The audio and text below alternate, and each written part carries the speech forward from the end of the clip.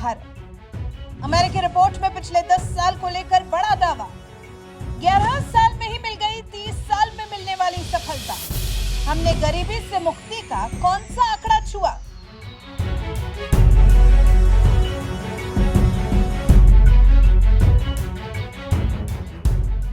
अंग्रेजों की गुलामी से आजाद हुए जब हमें 77 साल हो गए हैं, तो एक राहत भरी खबर मिली है। हालांकि मोदी सरकार ने तो पिछले साल ही ये खबर दे दी थी, लेकिन विरोधियों ने मोदी सरकार की बात लगने नहीं दी। ये बात है गरीबी से जुड़ी, देश में गरीबी के अभिशाप से जुड़ी। लेकिन अब हमारे देश को महागरीबी से मुक्ति मिल गई है। हमारे देश में महागरीब अब कोई नहीं बचा है। आजादी के बाद महागरीबी से निकलना ही हमारे देश के लिए सबसे बड़ी चुनौती थी।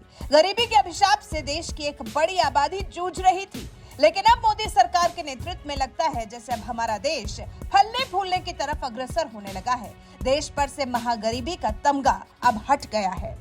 अमेरिकी थिंक टैंक ब्रुकिंग्स ने भारत में गरीबी को लेकर जो हालिया रिपोर्ट दी है, उसके मुताबिक भारत में गरीबी लगातार कम हो रही है और देश अब महागरीबी से पूरी तरह से बाहर निकल चुका है। अमेरिकी थिंक टैंक ब्रुकिंग्स की रिपोर्ट में भारत की मौजूदा सरकार की तारीफ की गई है। रिपोर्ट में कहा गया है, ये सरकार की मजबूत नीति का परिणाम है, जिससे पिछले दशक में भारत में अच्छा विकास हुआ। भारत ने हाल ही में 2022-23 के लिए अपना आधिकारिक उपभोग व्यय डेटा जारी किया है। इन आंकड़ों से पिछले 10 साल में भारत की गरीबी को लेकर अनुमान मिलता है। वहीं इस मामले में अगर आंकड़ों पर गौर फरमाएं, तो साल 2011-12 के मुकाबले वर्ष 2022-23 में प्रति व्यक्ति घरेलू मासिक खर्च दोगुने से ज्यादा हो गया है। रिपोर्ट में यह भी कहा गया है, भारत के लिए अब समय आ गया है कि वो अन्य देशों की तरह गरीबी की उच्च रेखा अपनाए। गरीबी की उच्च रेखा अपनाने से सरकार को सामाजिक सुरक्षा कार्यक्रमों को फिर से परिभाषित करने का मौका मिलेगा, ताकि जरूरतमंद लोगों की बेहतर पहचान हो सके और उन्हें अधिक सहायता प्रदान की जा सके। भारत ने अभी हाल ही में 2022-23 के लिए अपना आधिकारिक उपभोग व्यय डेटा जारी किया था। ऐसे आंकड़े जारी किए थे जिनसे पिछले 10 वर्षों में भारत की गरीबी को लेकर अनुमान मिलता है।